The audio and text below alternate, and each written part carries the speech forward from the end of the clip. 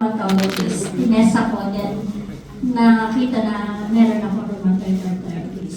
So, it's an autoimmune disease. So, sabi, wala daw pong kagalingan yun. So, yun po. So, para sa akin, okay lang po yun. Then, hindi ko pa naman masyado. Konti-konti pa lang yung pain naman. Pero, soon po, tumagal. Talagang, hindi na ako nakakakilos. Nag-work ako sa office, naka-chinelas. Pero yung banker ako, pero naka-chinelas ako, diba? Tapos, naka-flats lang ako lagi. Tapos yung before, yung fingers ko, sinasabihan ako ng mga clients ko, ang cute-cute naman, parang ano. Ngayon po, bako-bako na. So, nagkaroon din ako ng depression, pero dahil sa Panginoon, alam ko po, pinalakas niya ako. So, lahat po yung pinag-pray ko. Alam ko na, sabi po ng doctor, sabi ko, bakit po ba ako nagkaroon ng ganito? Sabi niya, maaaring hereditary yan, hindi mo lang alam, pero dahil din sa pagbaba ng immune system mo. So, dahil nga rin po sa lifestyle, totoo po yun. Sa lahat naman ng mga nagiging sakit ng tao dahil sa lifestyle. So, before kasi, puro pagka-payday, kakain ka lang, di ba? Tapos kasi po ako masyado akong workaholic, tapos parang sports-minded, ganun. Pagkatapos ng office ko, magbabadminton ako, tapos pag-uwi sa bahay, mag-exercise pa ako, tapos maglalaba, 2:00 ng madaling araw na matutulog, tapos gusto ko mag-a-alarm ako, gigising akong 4 para mag-exercise ako, inom akong kape.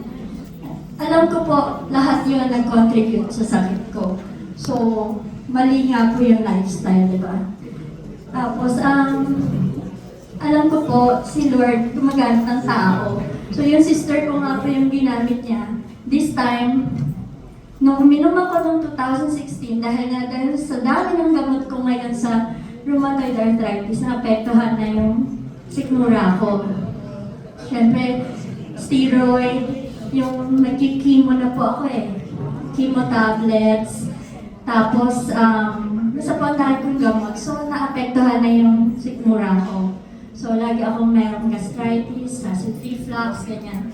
Since noong 2016, sister ko, na-sharean din siya noon. Siyempre siya, lagi niya akong binibigyan.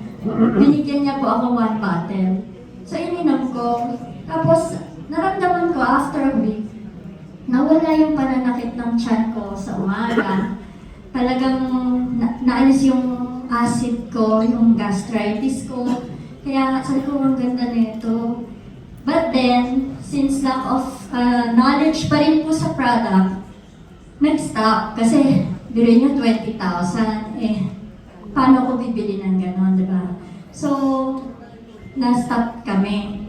But, ito na naman, nung nagkaroon na tayo ng pandemic, yung asawa ko nag-50-50 sa Delta variant na yung COVID.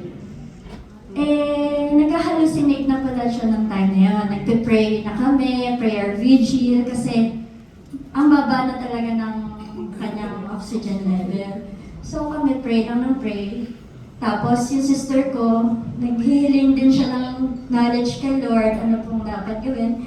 Tapos ginamit naman sa kanyang friend na si Dr. Jenny Sibilio. Sabi, padalahan mo yung husband niya ng 4th year.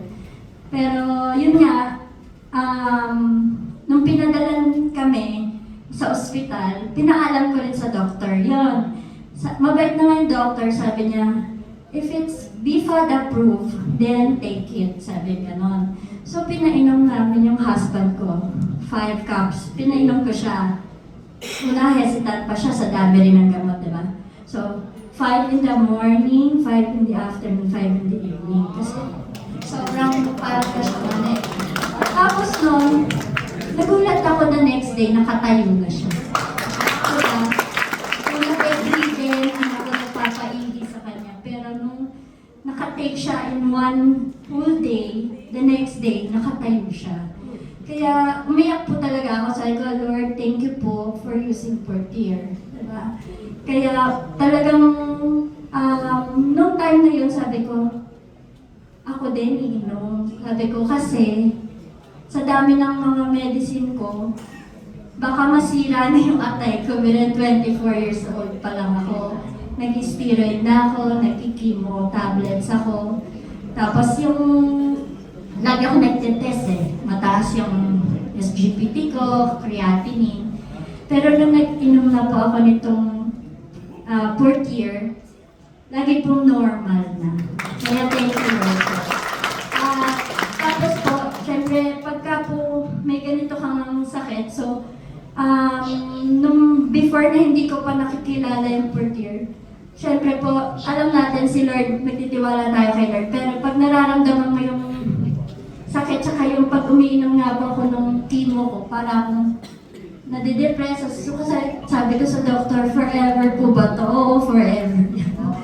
Sabi ko, parang ayoko na, parang gano'n. Tapos, pero nung pong nakainom na ako nito, before hindi ako nakakatayo ng diretsyo, pagising ko.